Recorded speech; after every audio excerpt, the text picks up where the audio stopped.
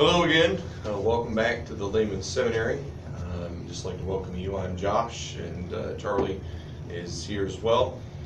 So just want to give you guys a quick update on the seminary journey, and that is that so it was just really with the emphasis on the Greek. So this week we learned the adjectives and how they work with the nouns. So it's, now kind of we have bigger sentences now that we've got to translate, and so it's pretty cool being able to see kind of how more parts of the sentence. What's also nice is that there's no new endings, so we just had to continue to memorize the old endings, and they just flow right in with the nouns. So that was nice and easy, or easier, I should say. Not really easy, but. So that's really, as far as Greek, that's all we really did this week. And in the Old Testament survey class that I'm in, we focused in on the prologue, Genesis chapters 1 through 11, and kind of dealing with some of those hot topic button issues: old Earth, new Earth, who the Nephilim or are, those types of things. So it was a pretty cool week. So just wanted to share that with you. Just to kick off, what we're going to do is we're going to read this our chapter, Exodus chapter 14, 1 through 31, and I'm going to read it to you from Discovering the Septuagint. It's a guided reader, and then Charlie will come over here and we can go through, start discovering in some of the things that God wants us to learn from His Word. So starting in again, chapter 14 of Exodus, verse 1.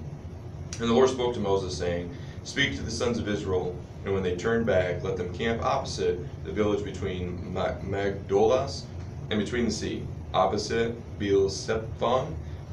Before them you shall encamp by the sea. And Pharaoh will say to his people, These sons of Israel are wandering the land, for the wilderness has closed in on them. Now I will harden Pharaoh's heart, and he will pursue after them. And I will be glorified in Pharaoh and in his army, and all Egyptians shall know that I am the Lord." And they did so. And it was reported to the king of the Egyptians that the people had escaped, and the heart of Pharaoh and his attendants turned against the people. And they said, "What is this we have done, sending away the sons of Israel so they are not subject to us?" Then Pharaoh hitched up his chariots and led away all his people together with him. And he took 600 choice chariots and all the cavalry of the Egyptians, and the third-ranked officers over all of them. And the Lord hardened the heart of Pharaoh, king of Egypt, and he pursued after the sons of Israel. Now the sons of Israel were leaving with a high hand, and the Egyptians pursued them and found them encamped by the sea. And all the cavalry and the chariots of Pharaoh and the horsemen and his army were opposite the village, opposite Baal-Zephon. And Pharaoh advanced, and when they looked up, the sons of Israel saw their eyes, and the Egyptians encamped behind them, and they were afraid. Then the sons of Israel cried out to the Lord, and they said to Moses, Because there were not graves in the land of Egypt, did you bring us out to put us to death in the wilderness? What is this you have done to us? Bring us out of Egypt.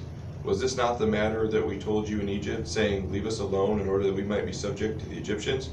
For it was better for us to be subject to the Egyptians than to die in this wilderness. But Moses said to the people, Take courage, stand and see the deliverance from God that he will perform for you today. For as you have seen the Egyptians today, you shall not ever again see them time without end. And the Lord will fight for you, and you will be quiet.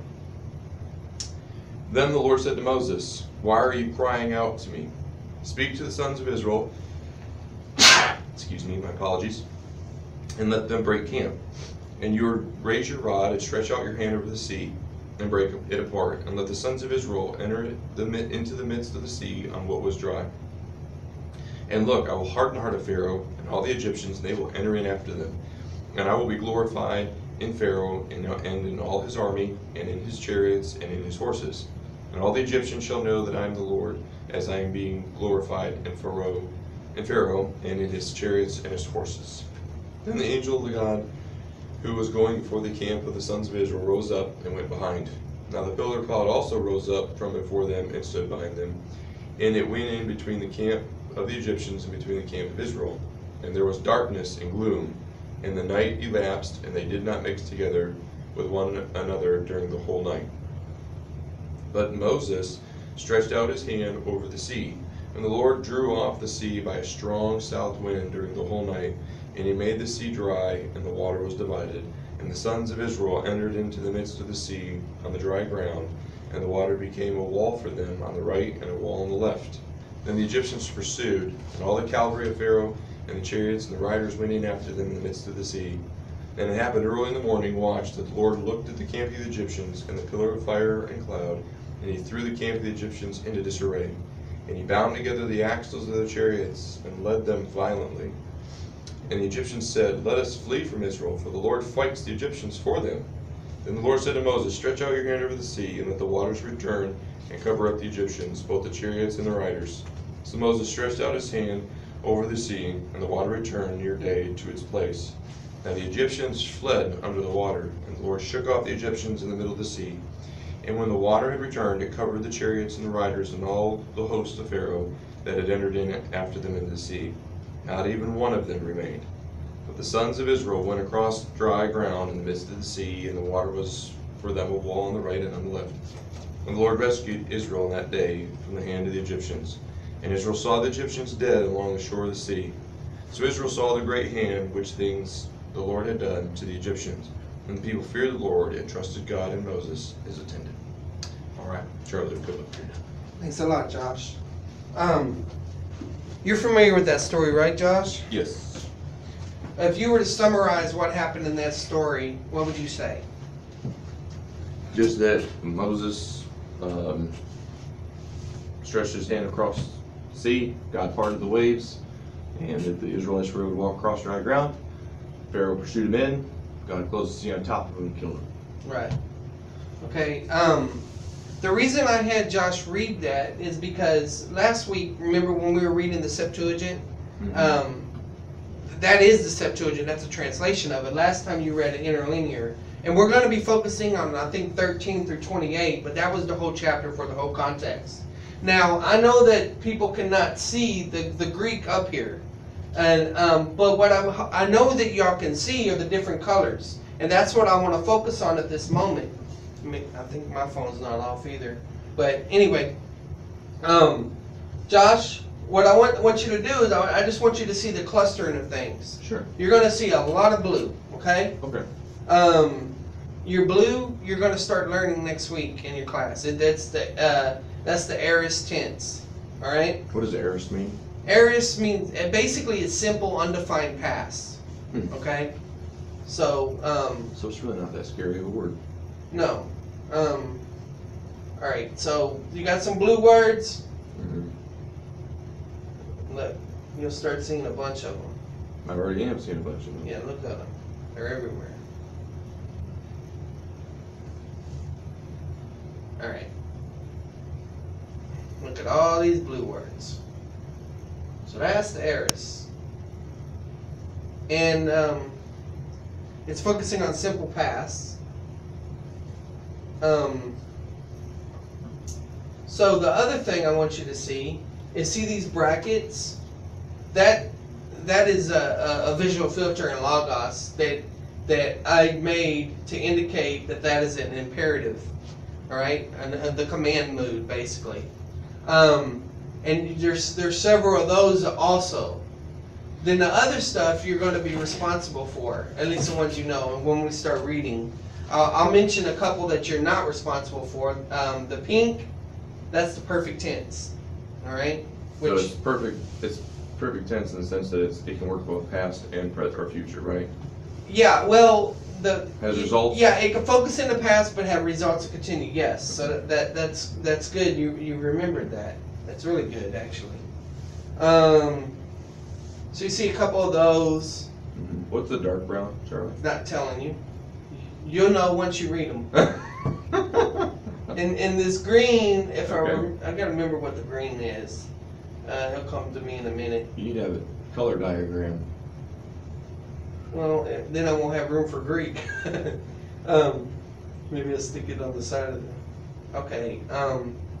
Now, the light blue, these are adjectives. Okay. I wanted to do more with the adjectives because that's what you just learned. I don't necessarily think this passage is going to give us all that, but I did highlight them and we will discuss them. And also I have all the definite articles bolded, okay? And it'll show up a lot better once we actually go into the text on this. So, but I just want people to see the clustering going on here. All the blue, the emphasis on the aorist tense being used, and some of the other things that are going on. Aorist again is simple past. Yes, simple past. So undefined action. So whoever When you're talking about aspect or you're basically dealing with like a camera shot. So an aorist is like a snapshot. Right, but I'm saying, so when Moses wrote this, he clearly wrote this in past tense, like it had occurred. Well, that brings up another thing. We're reading the Septuagint, right? And the Septuagint is a translation of the Hebrew. Correct. You basically have two types of aspect in Hebrew. You have perfective aspect and you have imperfect aspect. In other words, completed action or incompleted action. I mean, there's other aspects that go into that, but the point is that he's right that whenever they translated the Septuagint, they're conveying it in their language to their people at that time. And obviously at that time it already happened in the and past. And what's so cool about the Septuagint is each book is translated differently, basically. It's just like whenever you do an English translation of the Bible, you have several different translators, you know, and you have an editor. They probably had editors, you know, but that particular scholar is to work on that book. Right. And sometimes you got multiple scholars working on multiple books. Yes, yeah. But you start picking up on their style. So one of the things that you have going on is this author, he's trying to keep the Hebrew order, pretty much. So as they explain in the Job's book, that sometimes the Greek is a little stilted, which is... What stilted mean? In other words, wooden, you know, I mean, broken, but I think it's good for what we're doing. I was surprised how much I was able to read. This chapter wasn't difficult for me. Some of the forms, but it wasn't too difficult. But basically, what you have also going on is that the author does change up the tenses to reflect his understanding of the Hebrew syntax. So remember, we're focusing on first year, right? But the translator of the Septuagint is already thinking, if you want to use this term, he's already thinking in second year Greek. Oh, okay. Yeah. All right. You understand what I'm saying? Just out of curiosity, why do they call it second year? I'm trying not to. Why do they call it second year when it's just the second semester? Well, hey, what's up, hey, bud? Jeff, how you doing? He's in the oven. Never mind. Okay. The reason being, I mean, first off, I mean, you got different people. You like your Greek that you're taking, it's 2 semesters, you know. So you got Greek 1 and Greek 2. And Greek 3. Yeah, well, Greek 3 is your intermediate Greek. So what you think about it is you think of 2 semesters is your first year, okay? And then intermediate Greek is your starting your second year. But it's only 1 semester long, though.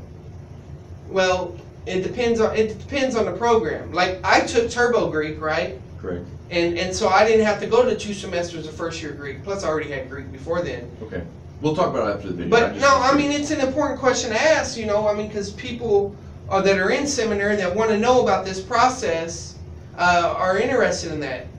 Basically, second year Greek, as they call it, deals with learning syntax.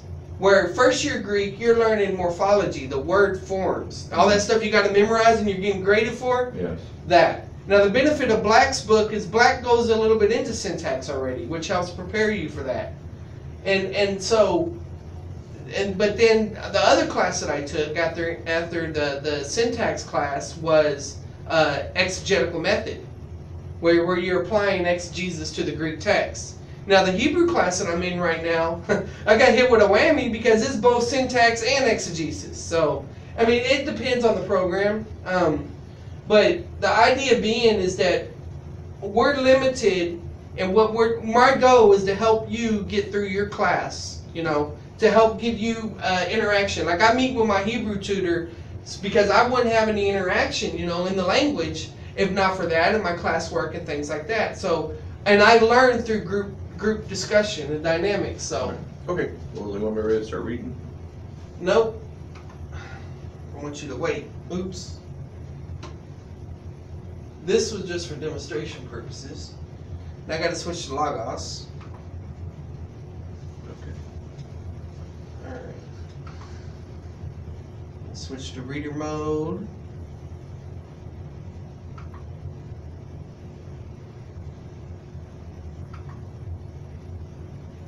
Okay, now we're going to go all the way to verse 13. Oh, my visual filters are still on. That's alright. I'll leave them on. I don't think it'll kill anything too much since I got the Eris. Oh, 13. Alright, you ready, Josh? Mm-hmm. Oh. I'm getting better at it. Still need to get one of them clickers. So you can see that a lot better, right? Yeah. And it moved. I just watched it move. Why does it do that? It's a sin. 13. So start right there. Okay. Read it in Greek and go through your process. Ebin de Mousen proston laon. What's that capital letter? It's a. That's a TH. Okay, so there, TH or Th- or it's th? it's your theta. It's a theta. Okay, so there's ate, there sate, Uh-huh. state, kai, orate, tain, suter, Soterion, tain, para, tu, theu, ain, or no, that's hain,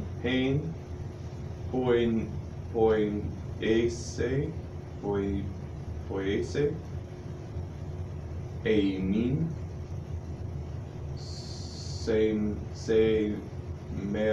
semeron, on, tropon, gar, heor, akate, Mm-hmm. tus,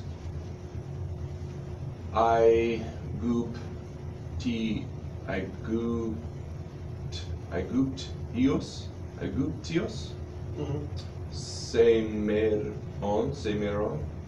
u prosthese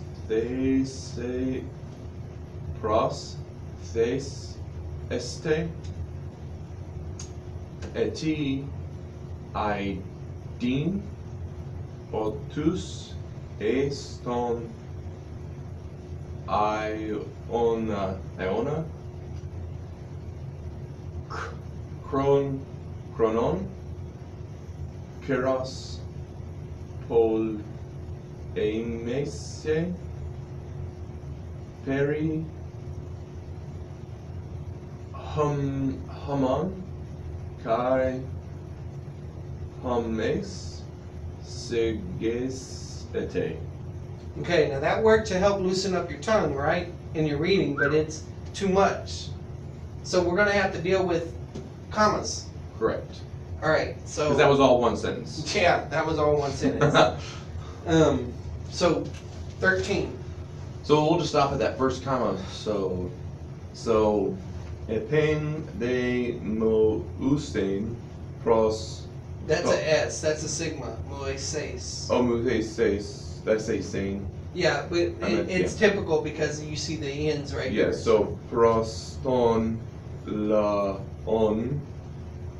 There's sate. And there's our first clause. Okay. So what's the next thing you do? We'll look for verbs. Okay.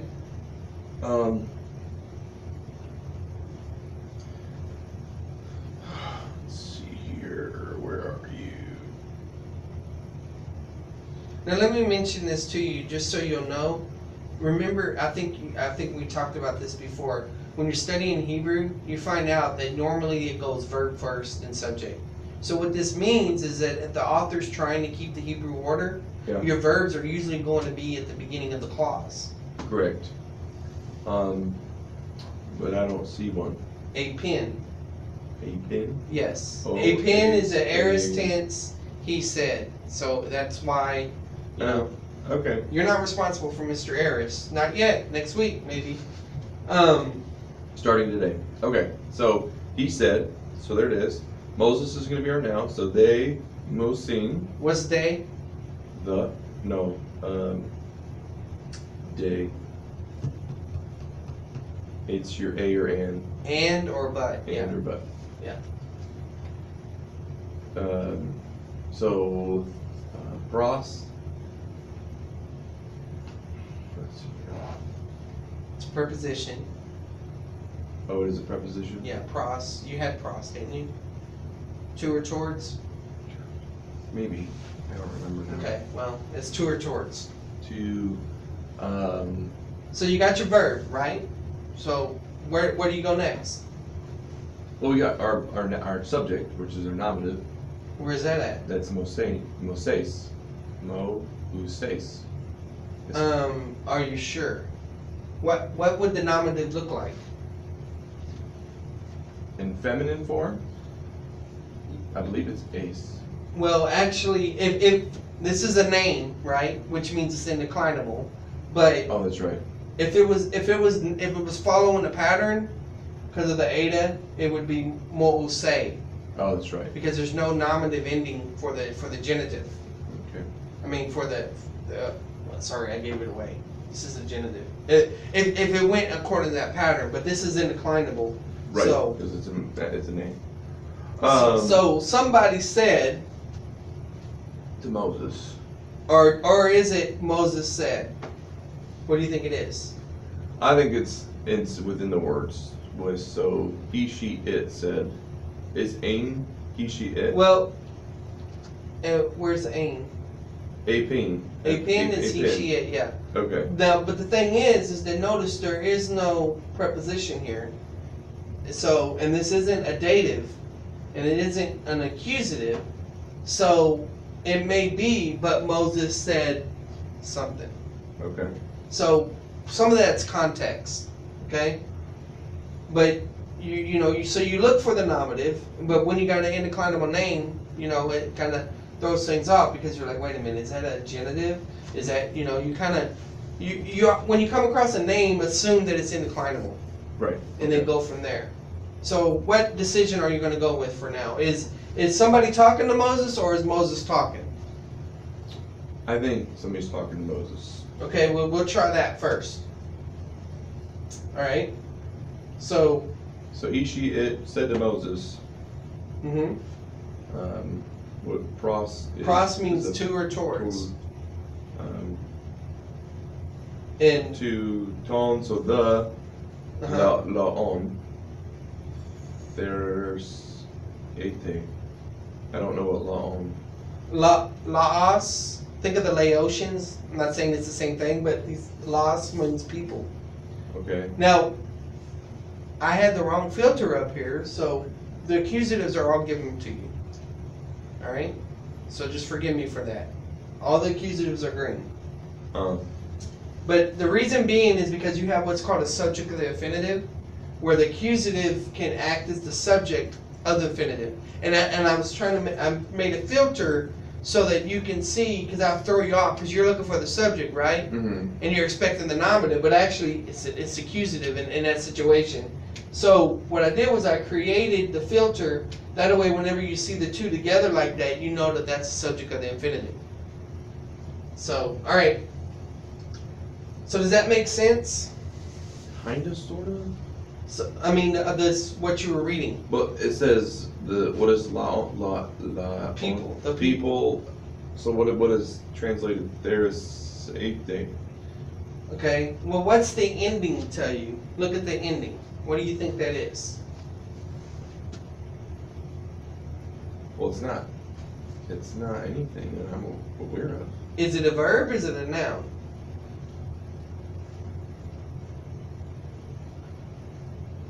It's not a noun that I'm aware of because Well, what's The what's noun- the ending look like? That's what don't look at the vocabulary. Of course you don't know these words. I don't know these words.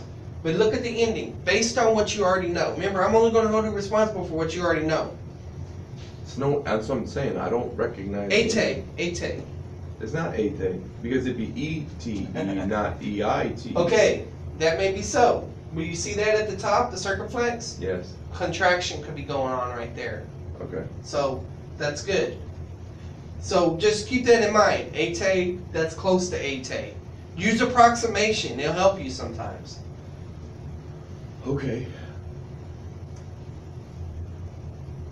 So, if that's a verb, right? Mm-hmm. So you have two verbs within the same clause? Well, no. You got to keep in mind that the comma doesn't necessarily mean it's a clause. It just means it's broken down more to simplify. Just like our sentences and our commas don't necessarily break it down. But what does the word mean? This word, let me look. Varsity. This one is stand. So this is, I can't remember. I told you I had trouble memorizing. What's it say? Oh, take courage. This is what I want to show you. Looks like ate. Looks like an indicative, right? Well, your imperative mood, your second plural imperative, looks like the indicative. Second And so- declension, is that what you're saying? No, second, your second person plural imperative. O ese amen ete usi. The ete, What is it? Accative, indicative. I haven't learned imperatives yet. I know, that's what I'm trying to show you. Oh, okay. It has the same ending as the indicative, and only context will indicate whether it's imperative or indicative, at least for the most part. Okay? Well, if it was indicative, wouldn't it be spelled in the indicative form? Ete? Eta? Well, if it's a contract, then not necessarily. Okay. So just keep that in mind that ete may not always be an indicative. It may be an imperative. Okay? Okay. Okay. Because you got a whole bunch of those in here, and so I let the passage determine what to teach you. Okay. And this is pretty close to the indicative, so you can get this. Okay. All right. So, what do you think? Now, keep in mind we have narrative, right? Right. So you have a narrator a lot of times. Right. So then, yeah. So This is definitely a narrator because. you have a narrator So saying he said something. to Moses, Okay. "Say to the sons, take courage," or say to the people, "Take courage." Well, you added a couple words there, but let's try this. Moses said to the people, "Take courage." Okay. So in that one, Moses is the subject. It's not embedded in there. Mhm. Because it would be he said to Moses. Well, who is saying to Moses? If Through there was context, it could have been previous sentence. right, it could have, but it would probably have to say something like this. Moses said, he said to Moses, say or speak to the people, take courage. And we're going to see the word speak later on. Okay. So we're just going through the process. This is a little bit more difficult Greek as you're used to. Yes. It's difficult for me too. All right. So next comma. All right. So, teite, kai, orate, tein, soterian. Is that like soterias? Yes, Soteria? salvation. Salvation. Okay. Tein. The new is the only difference. So there's my gender or my accusative. Mhm. Tein, hara, tu, theu. Okay. Now, if it ends in an L, is para a? What do you Hold on, I know I gotta find the verb. Sorry. follow your? Let's see here. Remember, you're dealing with Hebrew, even though it's in Greek. Correct. So where would the verbs usually be? In the beginning. Okay. So ete. So there's our deite, Uh-huh. even though it's not in the same. So what is that? That's as an aorist active and what? Can you hover back over so I can recognize it? It's just an aorist active imperative second person plural. Yeah, all you need to worry about now is the imperative part. Okay. second person imperative. You don't need to worry about aorist. And orate, is that another ate? Is that another verb? I don't know. It sounds like it, right? Sounds like it. I mean, when you got a chi adding something, usually it's going to be on the same level, right? So perhaps. Alright.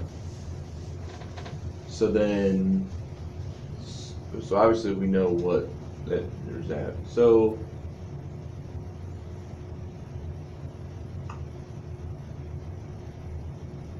What else you see? What you found your verb, right?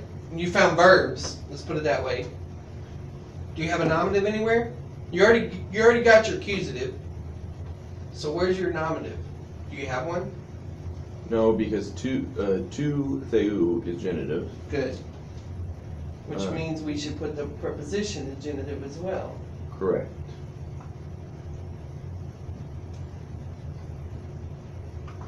I think the verbs or the nominatives are within the verbs. Okay. All right. Good. And also, Because it just got done talking about Moses, saying to the people, "Take courage," right. and he. Okay. Well, these are imperatives also, and whenever you have an imperative, it has an implied you a lot of times. Okay. Like, get that cup for me, and the implied you is there. Okay. So the subject is implied. Okay. So I'll bring this up. I'm not gonna labor on it. So you said this one is the aorist, right? Yep. It's active, imperative, second person, plural. And what is this one? Second person active, aorist, plural. It's the same exact. It's present active, imperative, second person, plural. They're both the same exact. Okay, you're going to see a present imperative in a minute. Okay. That's an aorist, you said? They're both present active, Well- second person, plural. Well, you were saying aorist a while ago. Well, maybe because I can't see it. Go back to the first one. This one is aorist. Okay, that's aorist. This one it's is present. Okay. Now I'm going to mention this to you. Aorist is simple past, right? Yeah. So whenever it's used with the imperative, a lot of times it just means a summary command. In other words, it isn't focusing on tense. It just means do it. Do it now. Simple past. Some people say that when you have the present tense going on, that means keep on doing it. Okay. Context indicates if that's what's going on. The Okay. particular writer may just be using it for stylistic differences. But I just want you to see that you're going to start seeing how tense and your mood start working together. Okay. And that's not even discussing aspect yet. But all right. Sorry. So let's start with this. You ever heard the word histamine? Histamine? Mm-hmm. Like an antihistamine? Antihistamine. And anti means what? Against. Against. Histamine means to stand. So an antihistamine stands against what the histamines, the things that cause you to be allergic to or have the reaction. This is from histamine, which means stand. Okay. So stand. And I don't know that verb. Harao means to see. Bravo. So stand and see. Okay. The salvation of the Lord. Well, that's what the English says, right? I mean, that's good. But it isn't that pretty right here. Because, you got para and, parachute. And, there's different ways para can be used. Para with the genitive, I can't remember exactly off the top of my head. You got your Greek, you got your tool here. Well, it's not going to tell me what I'm telling you right now. Let's see. By would work here. So it's kind of like the idea, stand and see the salvation, and kind of like implied, done by the God. It could mean from, beside, from. Yeah, salvation from the Lord. So of, salvation of the Lord. See the of? That's the genitive, right? The ambiguous genitive. Mm-hmm. I mean, you look up the word of in the English dictionary, and you'll find all different types of categories for it. Just in the English, and the same way in the Greek. All right, good. Next comma. Pain. poiese, amin, semeron. Okay. It's the first thing you do. The Greek, which is poiese, Mm-hmm. that's the Greek, that's your verb. All right.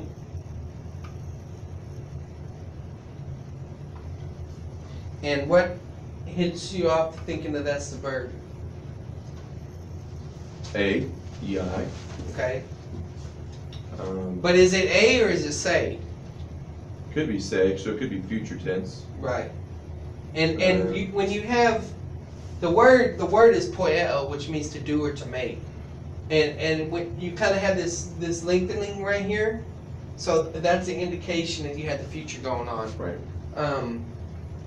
So now this one, it looks like the word ain, like NRK, ain halagos, the word was, but it's not. This is our relative pronoun. So the salvation by the Lord or from the Lord, whom will do. This is future. Okay. What's whom? Amen. Amen. Became mirror. Huh? No. You have two main pronouns. You have hemes, which is we, and you have humes, which is you, or us. And so you have are and us. So humen, what's this tell you? It's a conjunction. No. It's not a conjunction. It's a When you see the Yoda, what's that tell you? two. Yoda. Yoda. Oh, a dative? Yes, it's a dative. It looks like a dative, right? But it's not. It's an accusative. So, I mean, it's in green.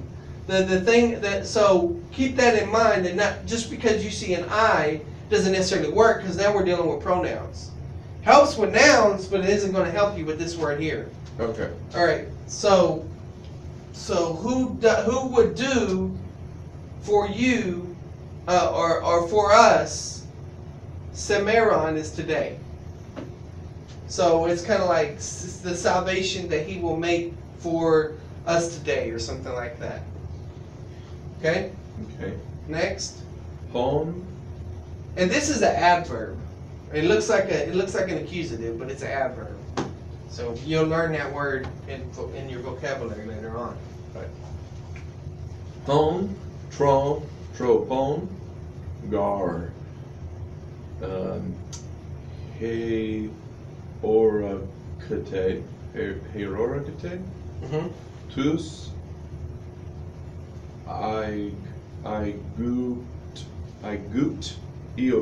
Aiguptios. Se meron, which is the same word, it's an adverb. You see that? Okay. Good. Okay, so it looks like the hey or akate, it looks like a verb from just not the what? it's not something I'm used to seeing. Okay, this word, harao, and this is harao. Same form. Remember when I told you when you have a K in a word, it indicates the perfect. So this is the perfect tense. Of course, you're not responsible for that now. But the point is you saw the te ending, right? Mhm. Okay, good. All right, so what's the next thing you do? You got your verb. Trying to find a nominative. I'm not seeing it.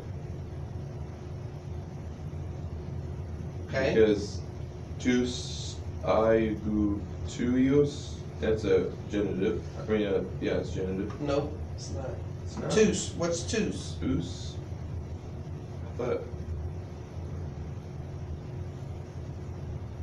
I don't remember now. What's your article chart? Tus. I thought tus was genitive in the plural. Tus. Hold on. No, you're right. No, I'm not. It's Let's see. accusative. Ha a tu. No, if it was accusative, it'd be lit up, wouldn't it? Because your word where you got your mouse, it's accusative plural masculine. Oh, you. Oh, look up. Look, move it up. Okay. See, All right. accusative plural masculine. So That's interesting. It didn't light up.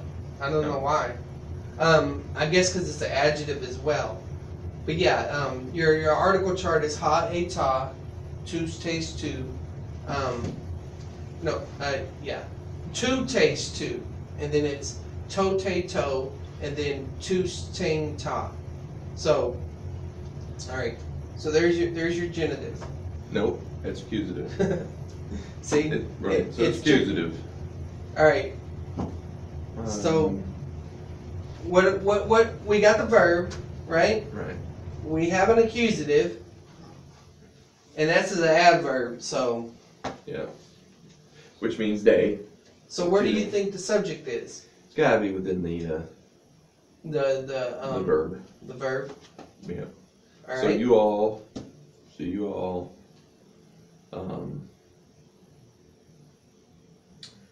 Now this is your, another relative pronoun. The what? You remember whenever we were studying about hymns a little bit, from Colossians and stuff, we talked about the word has or hon indicates the beginning of a hymn? Well, this is the same word. I don't think the hymn starts yet, but it will pick up on that later on, I think. okay. Because this affects how we understand our hymns of today. I mean, even the Old Testament. There's a book, come to find out, called the Odes, which had this song and a couple of, well, the song hasn't started yet, but the song Moses, Song of Miriam, and all of that, all together with the Song of Psalms and some other stuff, you know, where they compiled it together. It's an old document. So they viewed it in that way. Not this particular part yet, but it's leading into it. Okay, this word here, tropon. Have you ever heard of a tropism? Think of science class, maybe. Botany. For the botany, I know what botany. All right, tropism. A tropism is, you know, whenever you put a plant in front of the window, and you have to turn it because it leans one way. Right.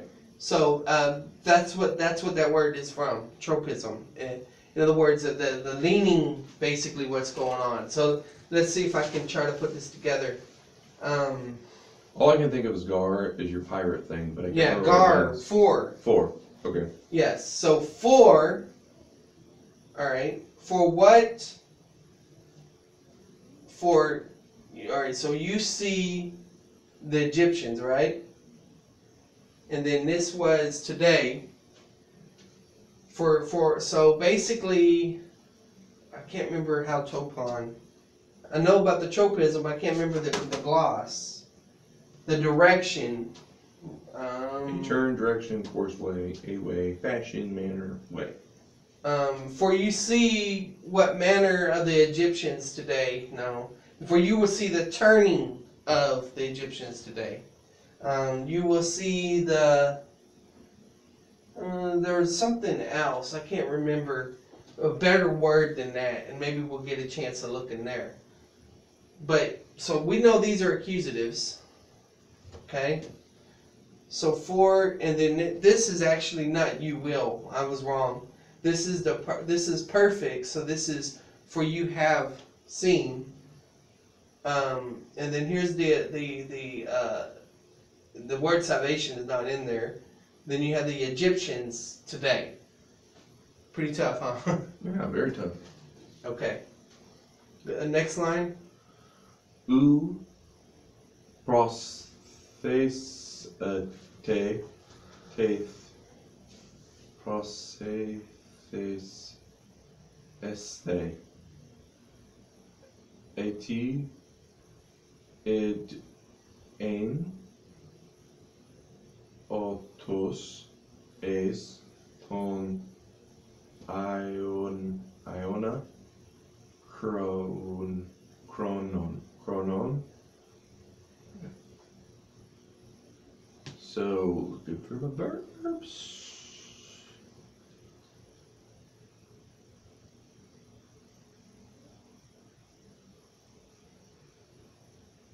I don't see any. Okay, and that's because you haven't been exposed to this one. Later on, you'll learn your Oh, it's middle passive. Middle future indicative. Yeah, when you have theta, eta, sigma, that indicates future passive usually. Mm. All right, but you're going to learn my side tie, meta, steth, untie. Mhm. And so that's the steth ending, which is the yaw. Let's see. So just out of curiosity, just for the people that are watching this thing. So you're going through first, second year Greek, and you're learning all these things. But if you download this free, Logos, right, Bible Works program, and even you have the free basic version, is it going to tell you this? No. If you don't buy a Greek text, you're not going to get that information down So there. okay, so you get the free program, free software, but then you buy a book that has this in here. You buy the Septuagint, whatever. Will then, so kind of would it work then? This is a good point, and this is what I tell people. You can skip first year Greek because the Bible software can tell you what everything is. My Right. visual filters can mark up all that stuff. Mm-hmm. But you still have to make decisions, and that's where syntax comes in, understanding word order. So if you don't have time to parse every single thing, then you're still able to you're able to allow that first year knowledge. You skip that, and you have to study Wallace's syntax. You have to learn syntax to be able to make those decisions. Gotcha. Now, Logos does have syntax, kind of like a commentary. I can't remember what it's called. Lexum something, syntactical expansions or whatever. Basically, what that does is it tells you syntax, but it refers you to Wallace. It refers you to those other things, and so at some level, you're going to have to learn syntax. You can't interpret scripture correctly in the languages. Just based upon knowing and understanding the words. Yes. Yeah, and then the other thing is that this is not even telling you your lexical information. That what you see down here at the bottom, that's a gloss based off of the BDAG and things like that. But you haven't done a contextual word study. There's a lot of things you haven't done. And yeah, you can get some of that through translation comparison.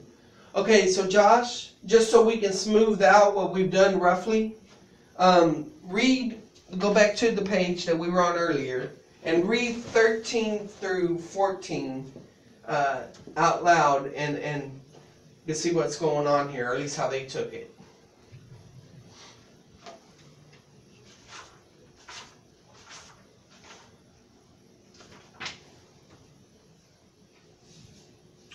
But Moses said to the people, "Take courage, stand, and see the deliverance from God that he will perform for you today.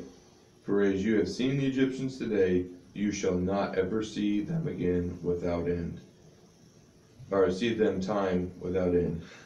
The Lord will fight for you, and you will be quiet." Yeah, this word sagao means be quiet or shut up.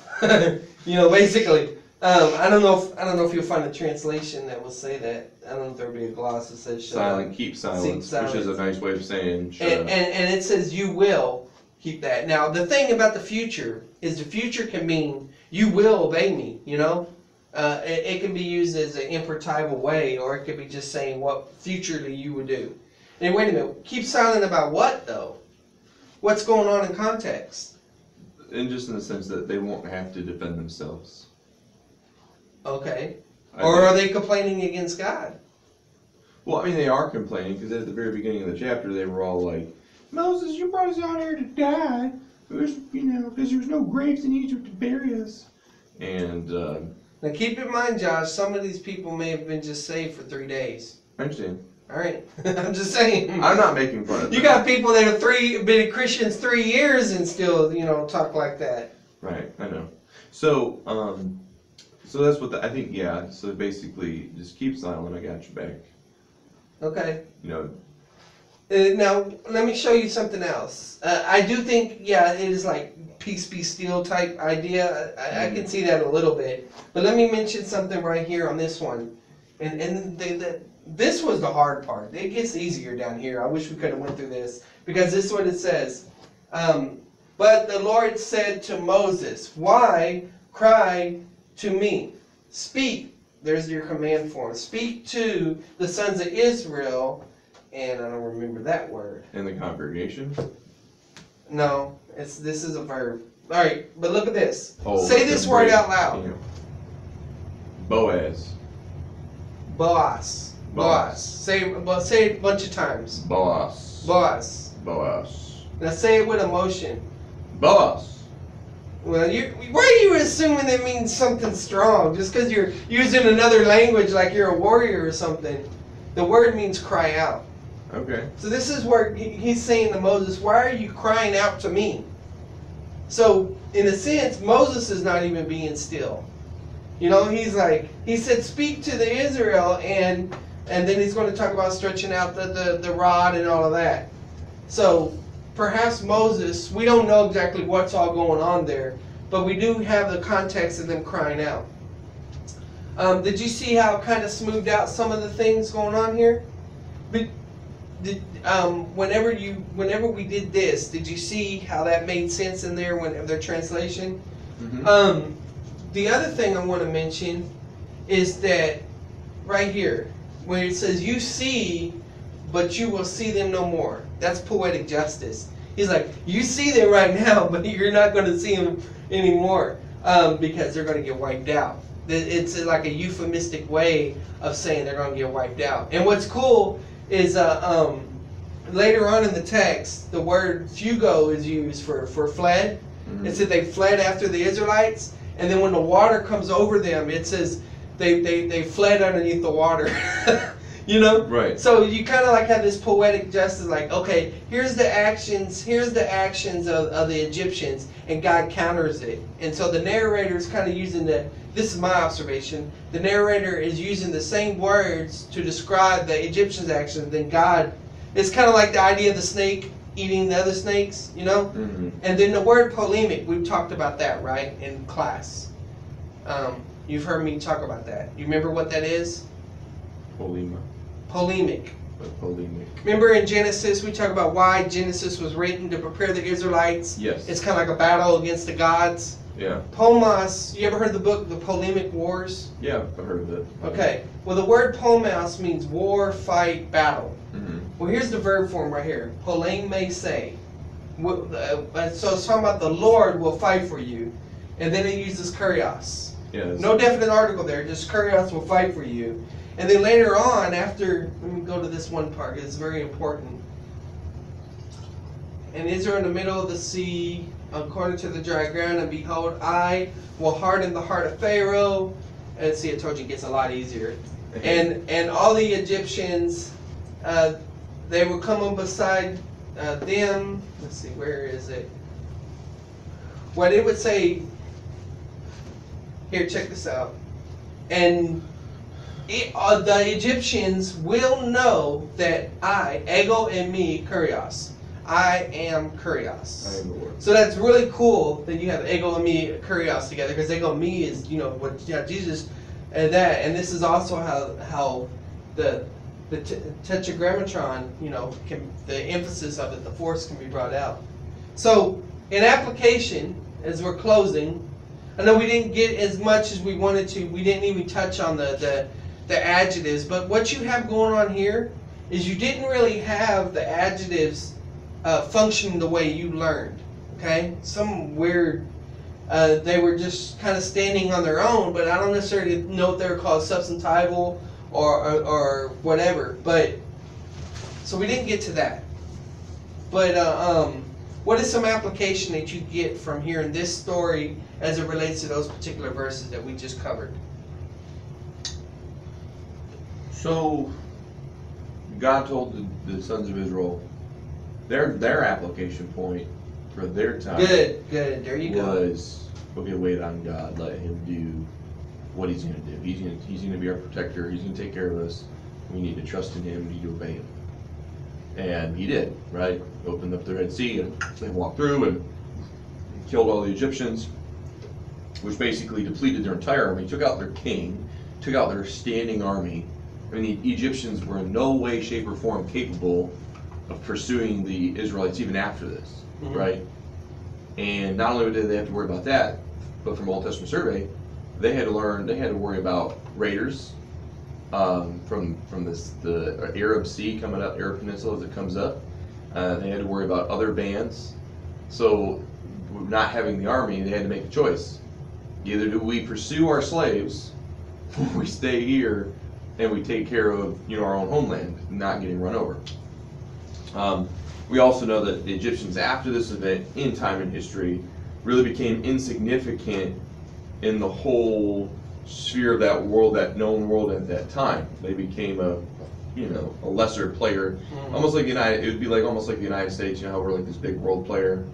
Well, all of a sudden, something catastrophic happens to us, and now we don't have any world influence. Egyptians, this is what happened, right? Kind of like what happened to Britain a little bit. Kind of, yeah. After World War II. Yeah. Correct. So I guess application today, if I was to try to bridge the gap, there's going to be times in our lives where we keep talking. I'm just I hear you. Yeah, so there's going to be times in our lives where we're going to be going through a difficult time, or we're going to have to wait on God to let God do His thing. Okay. Now, I don't want to say that God will. There are yeses and there are nos. And there's weights and there are weights. There's lots of different ways that God can take care of something. And I'll use my own life example for Molly, right?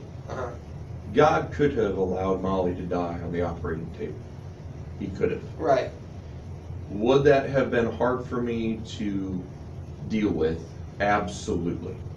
It would have been extremely hard. I wouldn't have lost faith in God, but it would have been a loss on my part. It would have been painful, right? And God uses pain in this world to mature us, to grow us, to help us understand. There's a sense that Jesus Christ went through there's nothing more painful than what Jesus Christ went through. So even if you take your pain and what you're going through and you compare it to and I'm trying not to go into the New Testament, but compared to what Jesus went through. You can do that in application. What Jesus went through, it's nothing. But even in this, so waiting on God, but I don't want to be charismatic and say that He's always going to do something good for you. That it's always going to be, like this. Well, this idea is that let God handle your affairs. Absolutely. When your enemy's at your back, when you're facing opposition, and there seems to be no way. There's a black spiritual. I think it's black spiritual. I know a lot of some of my black friends sing it. It's called "Our God is a Waymaker." He made a way for us. And it talks about this. The significance of this event, and of course, a lot of black spirituals had a double meaning. In other words, they would sing songs about the Bible, but during the Civil War time and things like that, it had the meaning of we're going to be free, all that type of stuff going on there as well. In fact, on the way up here, I was listening. The All Red unit right there. They actually had music. From the unit. I guess they have a service and stuff at the same time we do. They have a broadcasting. And, they get down in there, playing, kind of like rhythm and blues and that stuff like this. But the song was basically saying, if I don't wake up tomorrow, everything's going to be all right, And that's the thing. God provided a way of escape. Absolutely. And so in 1 Corinthians chapter 10, after it talks about the Israelites, how they drank of the water, identified with Moses, drank of the spiritual water, it's kind of summarizing the whole thing. It says, these things are done so that we would learn to not crave after things like they did and they fell down dead. And then after all that, then it says, and no temptation, no test has overtaken you except that which is common in man. But God is faithful, who will not allow you to be tempted or tested beyond what you're able. But with that temptation or test, provide a way of escape so that you may be able to endure it. We're reading the book, The Testing of God's Sons, and of course we've got all this background with Dillo and stuff and about that discipline aspect. Me personally, I guess a waymaker is, I lack administrative skills. And, I'm a Bible teacher. I don't have much experience in administrative skills. But, so there is that type of opposition to Lois, to layman seminary going forth and stuff. but God can make a way. And if He doesn't, I mean, we think about Nabil Qureshi, the Muslim, the ex-Muslim that died as a Christian. I think about that one a lot, because God could have healed him, right? Because there's a lot on the line. Because the Muslims could be saying, well, Allah is cursing him because he left Islam. Right. Right? So you can make the argument, God, you would get the glory, maximum glory, by healing him, and then He stand him up, because just as Paul was stoned to death and then he raised up mighty in preaching and teaching, you could do the same thing with him. Mm-hmm. But that's not how God chose to do it. Right. We have to trust in His sovereignty. He knew what He was doing, which He obviously does. But we can't lose faith just because we think, oh, he died, or my circumstances. In Genesis 1, you see Him sovereign over the creation. The water, all that stuff. The same imagery is going on here when He splits the Red Sea. In the flood, we see Him sovereign over and bringing judgment and stuff like that. So that's just the idea being, is that whatever you're going through, you trust Him to provide a way. And the way necessarily isn't just a way of escape. It's a way of escape so that you may be able to endure it. Correct. Sometimes He takes us through it, like Shadrach, Meshach, and Abednego, through the fire. Absolutely. So, all right. Well, you prayed, so I'll close this. Father God, we thank You for this time, Lord. We just pray that You bless the hearers out there, Lord, as they desire to learn Your Scripture, Lord. We pray that the people have a hunger for the languages, Lord, that they contact me or Josh or somebody, Lord, concerning the Layman Seminary, to follow up, Lord, and that we may be able to help them in any way we can. Thank You for this time once again. In Jesus' name we pray. Amen. So thank y'all for attending. Be sure to like, subscribe, and share. God bless.